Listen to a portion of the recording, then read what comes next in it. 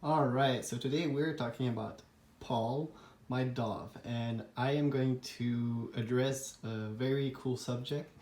Is my pet dove as smart as Blue, the wild blue jay I had for about 10 days?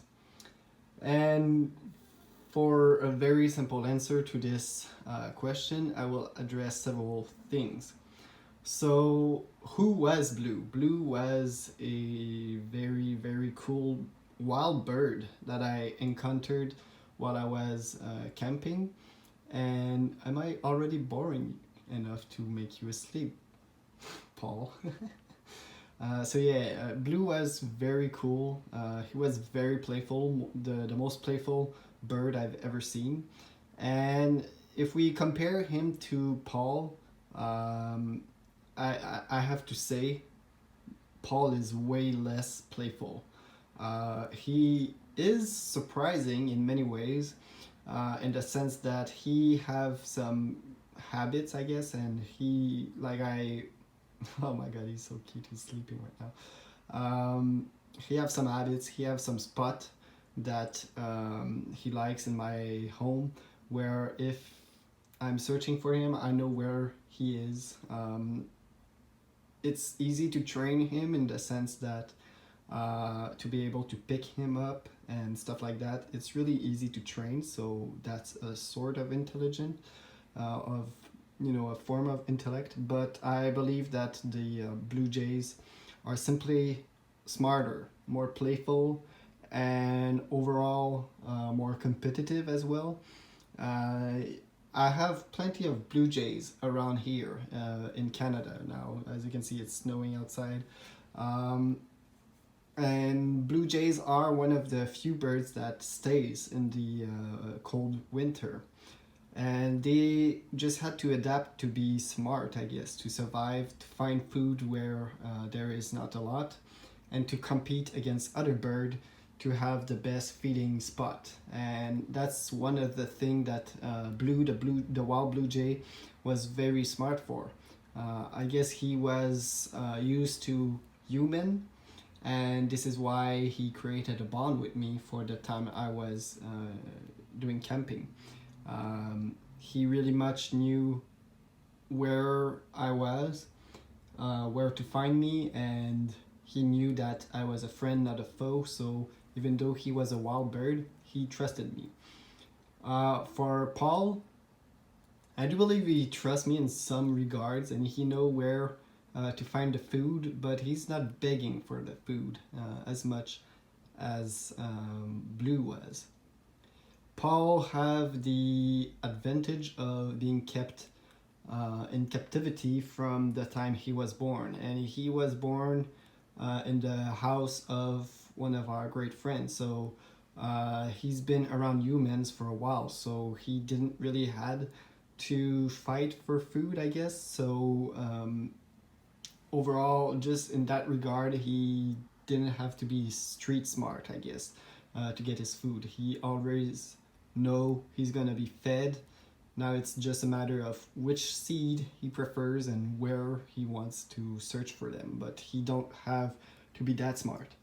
Dove in general are also less dominant, I guess, than blue jays.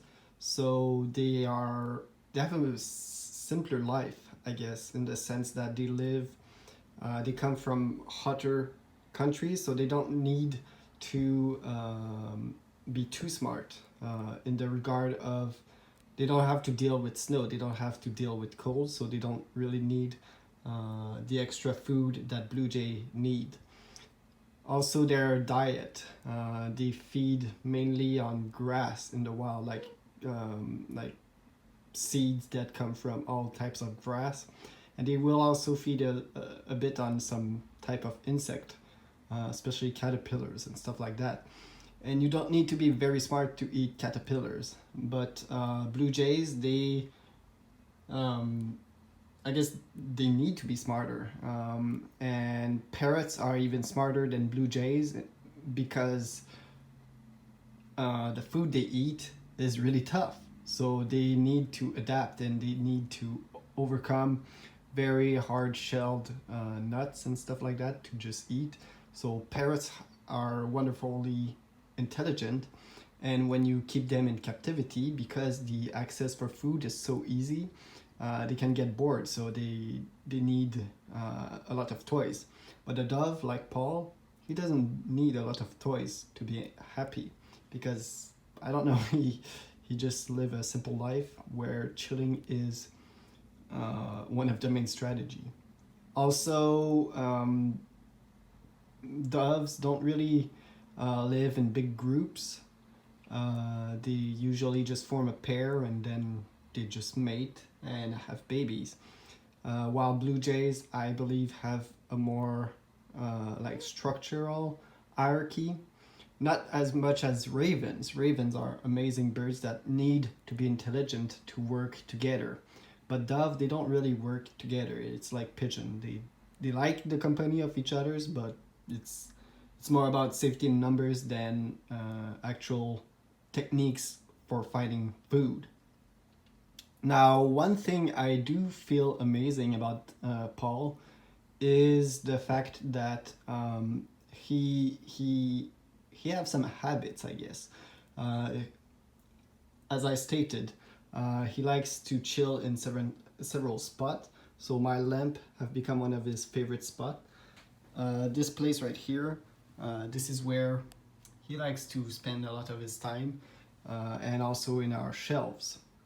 Now, Paul can be competitive and aggressive, but since he didn't really have interaction with many other birds apart from his parents, the only real competition and threat is this thing. And as you can see, we have him very much interested in this, and he's gonna be violent. I'm warning you. I'm gonna actually attract him. He's gonna fly to get this fake bird.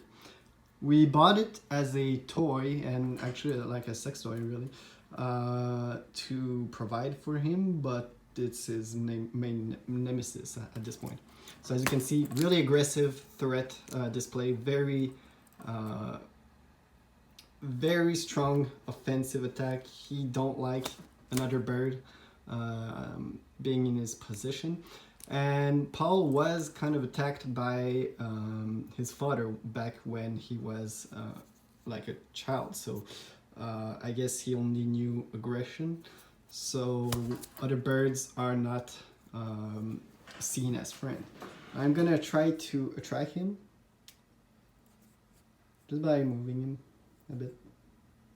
And I do believe he's gonna come, but it's harder to gauge. There we go. And that was the classic laugh of the laughing dove. So it is pretty impressive. It is. Oh my god, you're really going to town. So that's why we call him a laughing dove. It's because he actually laughs. Very crazy, very fun. I'm going to do another video about this entire display, but to some regard, as I said, I'm able to train him somewhat, but not as much as the blue jay. That bird was very special, but you know, Paul is still amazing and able to impress us in many ways, just not the same. So no harm on our good old Paul. By the way, he have some feathers missing. Don't worry, that's just me, baby.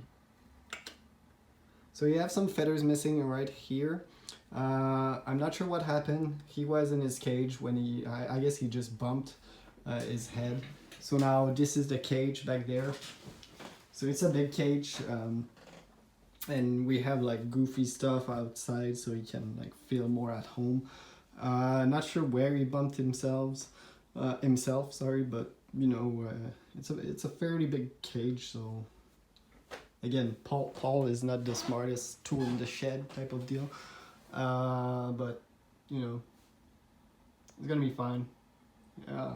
He already had some type of injury like that where he lost more feathers than this and it all regrown, so I'm not worried at him. He's acting normal.